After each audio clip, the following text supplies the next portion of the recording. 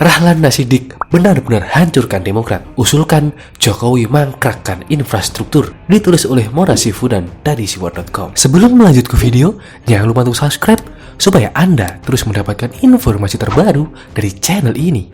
Apakah Anda masih ingat bagaimana AHY memanfaatkan anaknya untuk menyampaikan pesan politiknya mendesak pemerintah untuk lockdown? Rakyat hampir saja yakin dengan suara Demokrat. Tapi pada akhirnya, suara Demokrat itu disadari sebagai jebakan paling mematikan karena menempatkan negara pada jurang krisis ekonomi yang mungkin akan menciptakan masalah yang jauh lebih besar.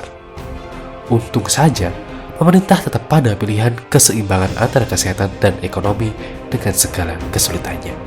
Kali ini, Rahlan Nasidik atau RN kembali mau menjerumuskan Jokowi dengan membandingkan Singapura dan Malaysia dengan Indonesia. Setelah kritik-kritik setengah data sebelumnya, RN menyampaikan suara penjerumusnya melalui akun Twitternya. Di negeri jiran, proyek infrastruktur di stop, antara lain karena pertimbangan dampak pandemi. Di sini, proyek infrastruktur diteruskan dan anggarannya naik hingga 98% dari tahun lalu. Meroket jauh di atas anggaran kesehatan. Pak Jokowi memang orang baik. Dia menyampaikan salah satu saja faktor penghentian proyek kereta cepat Singapura-Malaysia, yaitu dampak pandemi, entah apa pengaruhnya. RN tidak menyampaikannya. Lalu dia seolah langsung menilai pemerintah Indonesia tidak peduli akan dampak pandemi, malah menaikkan anggaran infrastruktur. Menurut berita yang RN jadikan patokan dari CNBC Indonesia, faktor utama penghentian proyek kereta cepat senilai 352 triliun itu bukan karena dampak pandemi, melainkan adanya perubahan blueprint jalur kereta cepat dan terjadinya perubahan lain serta dinamika politik Malaysia. Termasuk di dalamnya Malaysia mencoba melihat kembali urgensi dari mega proyek tersebut. Jadi bukan dampak pandemi yang utama kalau begitu. Andai pun mau dihubungkan dengan dampak pandemi, berita yang dijadikan acuan oleh RN menyatakan bukan soal anggaran melainkan dalam kaitan dengan anggaran, melainkan dampak pula perjalanan orang antar negara akan berubah signifikan. Yang mau dikatakan, sebenarnya mega proyek tersebut tidak akan menguntungkan sesuai prediksi sebelumnya. Pandemi karena pola para pekerja lebih mengutamakan video konferensi. Dengan kata lain, kalau toh tidak menguntungkan kedua negara pasca pandemi, ngapain dilanjutkan? RN sejatinya bukan orang goblok yang tidak paham isi artikel rujukan.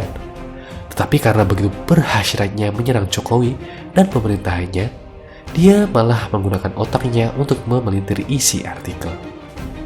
Dia mau menekan Jokowi agar tidak melanjutkan pembangunan infrastruktur yang sedang dikerjakan dan sudah direncanakan. Secara tidak langsung dia mengusulkan Jokowi untuk memangkrakkan proyek infrastruktur Jokowi. Kok bisa infrastruktur akan mangkrak jika dihentikan karena pandemi? Anggaran pemerintah tidak tiba-tiba, melainkan melalui perencanaan yang matang. Jika dihentikan sekarang, maka ada kemungkinan untuk melanjutkannya akan menunggu giliran infrastruktur yang lain yang sudah direncanakan. Sampai kapan akan dilanjutkan? Menunggu pemerintah baru atau menunggu pandemi selesai, padahal belum diketahui kapan selesainya. Kita sedang di tengah pandemi. Pemerintah memang sedang berjibaku untuk menghadapi pandemi. Tapi, bukan berarti program strategis pemerintah lainnya dihentikan. Keduanya harus tetap jalan agar tercipta keseimbangan.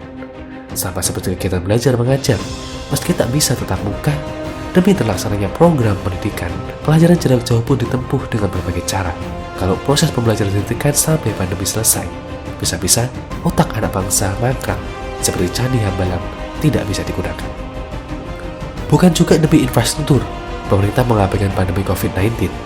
Vaksinasi sedang diusahakan dan sudah dimulai. TBK pun sudah digalakkan, yang mungkin mulai minggu depan akan kita dengar beritanya.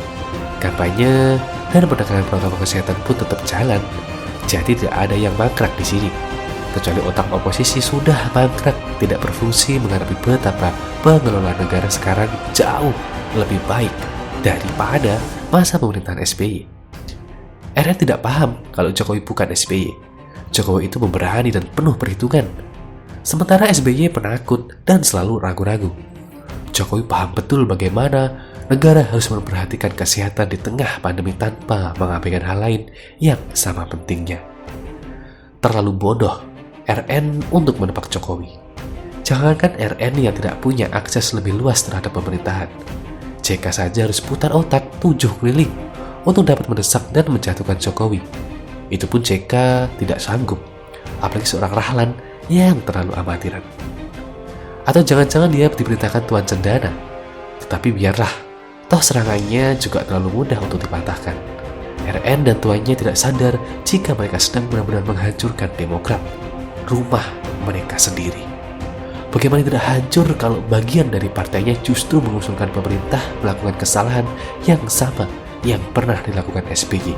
Itu namanya mau ngancam pemerintah untuk merusak negara ini sekali lagi. Demokrat kalau mau hancur, hancurlah sendiri. Jangan acak-acak negara. Salam dari rakyat jelata.